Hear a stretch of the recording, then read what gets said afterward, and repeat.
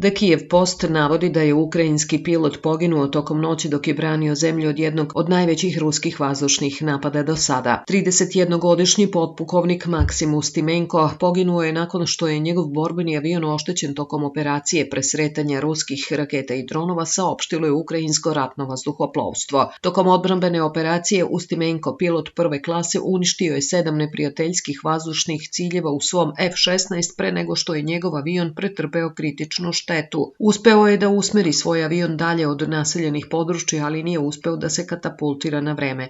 Poginuo je kao heroj, saopštilo je ukrajinsko ratno vazduhoplovstvo, upućujući saučešće njegovoj porodici. Navodi se da je napad izvršen protekle noći bio kombinovani udar u kojem je učestvovalo 537 vazdušnih meta, krstarećih, balističkih i hipersoničnih raketa, kao i dronova Šahid, prema podacima ukrajinskog ratnog vazduhoplovstva i grupa za posmatranje.